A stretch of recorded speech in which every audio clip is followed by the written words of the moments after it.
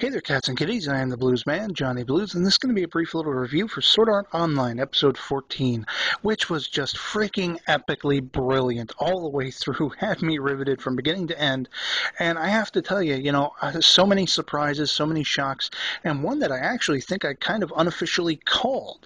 But essentially, we are beginning right where we left off. It's still the heat of the battle with this giant centipede-looking Reaper thing, and everybody is just getting blows in. Everybody's coordinating attacks. You basically have Heathcliff headlining this entire event, and sure enough, they defeat this thing within just a few minutes of the beginning of the episode. And I was about to cheer, but of course this is quickly followed with a very somber, sobering moment, because you have everybody essentially realizing they've lost 14 people, and they have so many floors ahead of them still that they have to best. And this is where things get so interesting, because of course Kirito is just eyeing Heathcliff. He's eyeing that health bar and he's deducing things, but you don't quite know what he's thinking. He just suddenly jumps up, grabs his sword, and attacks Heathcliff, and is essentially reflected backwards, and we find out that Heathcliff is marked as an immortal object, much like the little girl Yui was. And I'm just astounded. I'm like, oh my god, has an AI been helping them all this time? What's going on here? But no, in fact, as Kirito has figured out, this is Kayaba. Heathcliff is Kayaba, the game creator. And I just lost it. I paused the episode. I was fist pumping the air and just shouting, holy crap, because when I first saw Heathcliff show up in this series, something rubbed me the wrong way about him. And I even said, I was under the impression, based on those first few seconds we see him, that something was amiss with this character, that maybe he would lead up to being a villain. And I honestly am not familiar one iota with the light novels this is based on. I haven't seen spoilers. I've avoided all of that information. And somehow I called it. Somehow I knew. I got that impression. And of course, Kayaba is standing there with this sort of smug grin on his face. He's not anticipated this at all. And I think that was his downfall from the beginning. He hasn't given people the credit they deserve as being smart individuals and stuff like that. And essentially, Kirito called him on it. He said, yep, you caught me red-handed, whatever like that. One of his men tries to attack him, and then he puts paralysis on everybody but Kirito. And I'm just like, oh boy, because again, I don't know who lives or dies by the end of this story.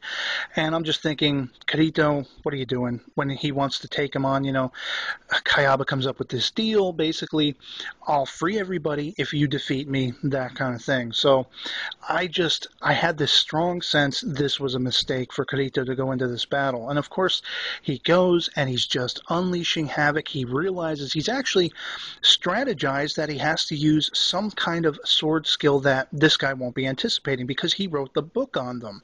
And I was thinking at that point, okay, maybe he's got an edge. Maybe Kirito can actually do this.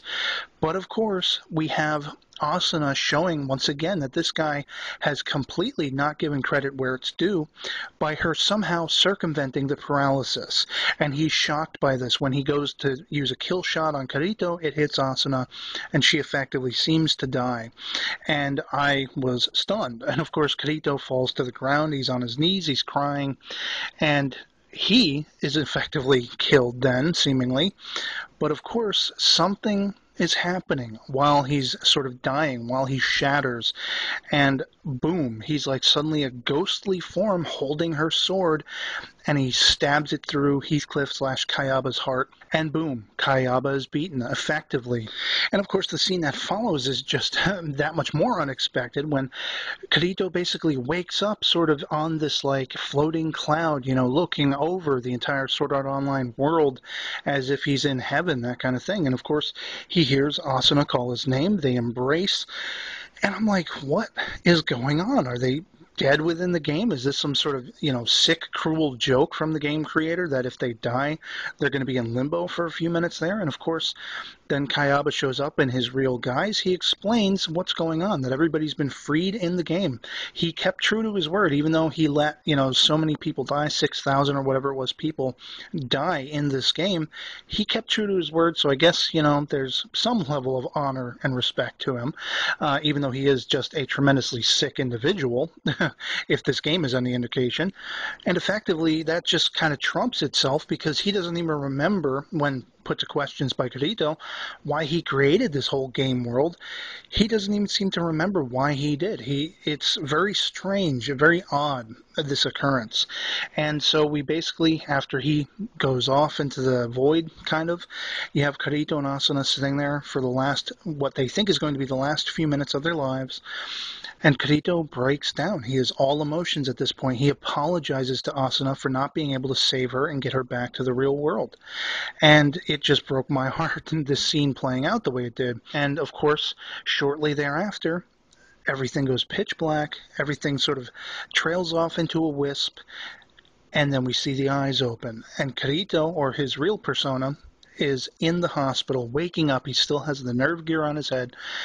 And the first thing he thinks of, Asuna. And that just, that whole shot of him leaving the hospital being the end of the episode, I think was so fitting, because I know there's more of this story to continue, or a new chapter in any case called ALO, which I'm not sure exactly what that's all about, but I'm assuming he's got to be searching for Asuna in some level. Maybe he'll find her in the real world, maybe he won't.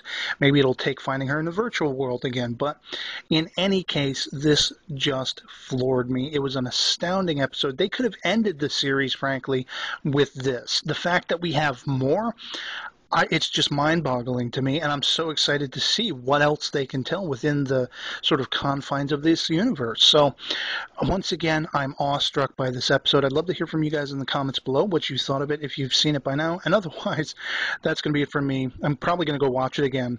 I'll catch you later. Peace.